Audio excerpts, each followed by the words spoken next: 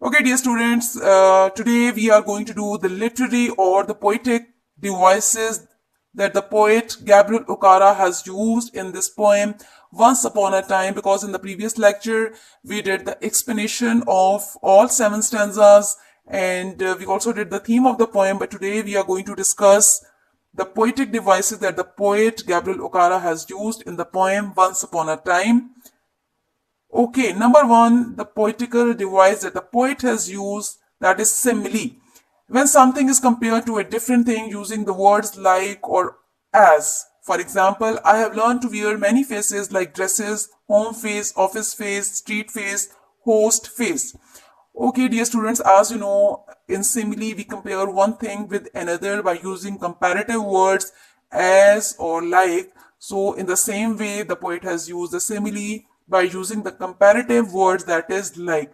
And this very word is highlighted over here so that you could recognize that the simile has been used by the poet. I have learned to wear many faces. How the poet has put on many faces or wear many faces, dresses like home face, office face, street face, and host face. How many faces that the poet has wore, as the poet has mentioned, home face, office face, street face, and host face, by using the comparative words that is like.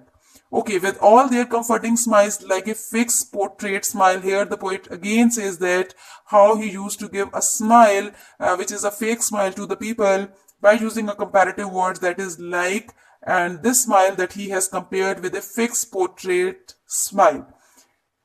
The third simile that the poet has used in the poem, My teeth like snakes bear fangs. Here the poet basically wants to convey a message to all the Africans that earlier on or in the past they used to smile heartily, but now as they have adopted European civilization, European culture, they do not laugh with their hearts.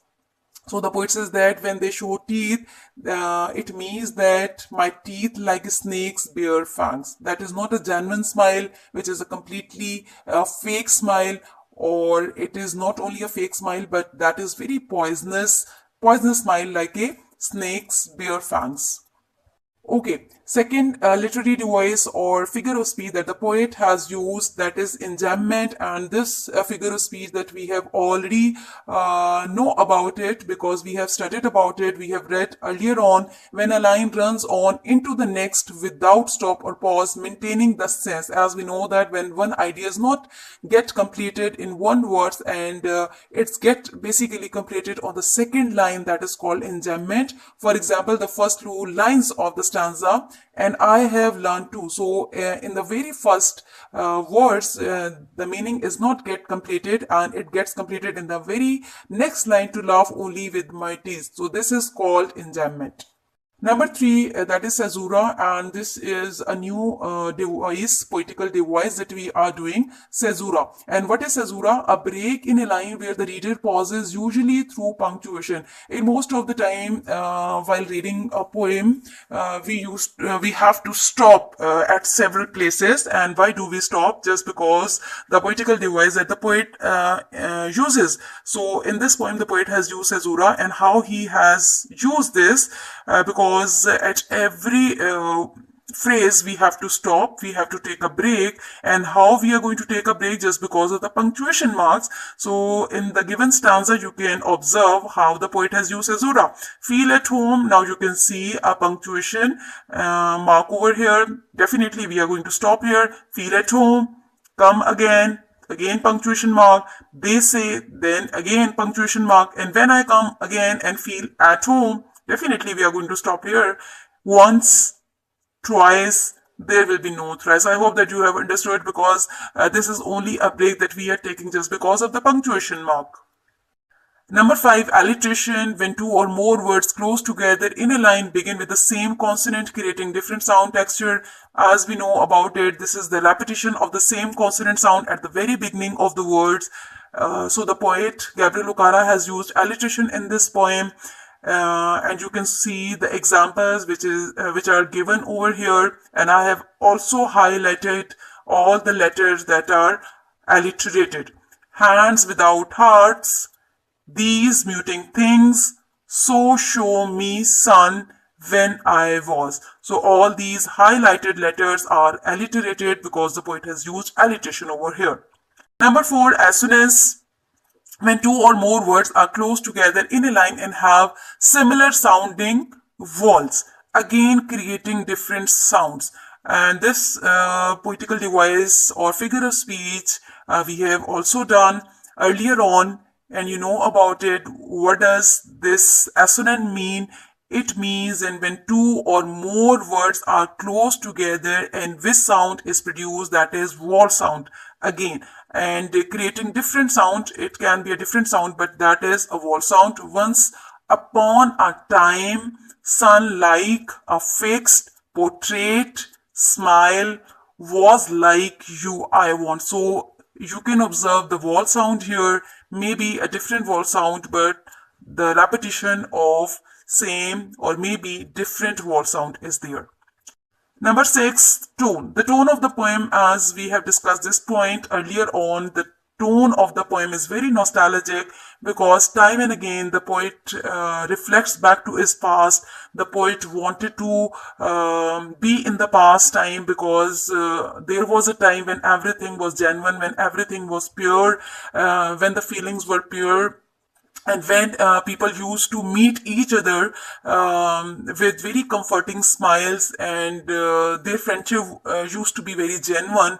But now the people are not genuine in their feeling. They are very fake. If they have to smile, they do not give genuine smile. They do not laugh heartily. So the tone is very nostalgic because time and again the poet reflects back to his past. The speaker dearly wishes to relearn how to smile a genuine smile again and how to laugh without pretensions, because the poet says that the Africans have now adopted a very pretended behavior which is not genuine one, and their feeling is not pure, which is completely fake. But will he really be able to learn from the youngster? So the tone is not only nostalgic, but it is ironic as well, because in a very ironic way the poet says that he wanted to learn all such things from the youngster. As in the given stanza, you can also observe not only the tone but also the irony that has been employed here. So show me, son, how to laugh. Show me how I used to laugh and smile. Once upon a time when I was like you. So these things, these morals, the poet actually wanted to learn from his son, but how could he learn? So this is an ironic statement that the poet has made. Show me, son, how to laugh. Show me how I used to laugh and smile.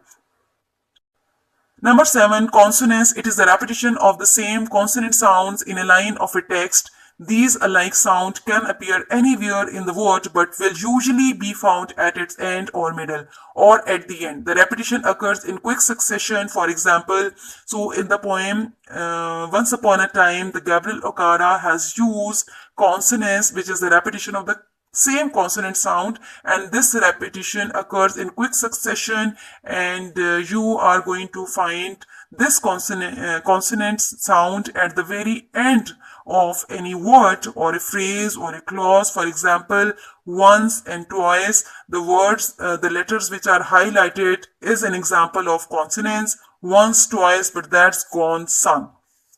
This is an example of consonants. Okay, number 9, the structure of the poem. The poem is made up of 7 stanzas. As you know that this poem is made up of 7 stanzas. The poem contains 7 stanzas, and stanza 1 till stanza 4 have 6 verses, each of unequal length. So if we are going to have a stanza which has unequal length verses, so it means that we are not going to have the rhyme scheme of the stanza.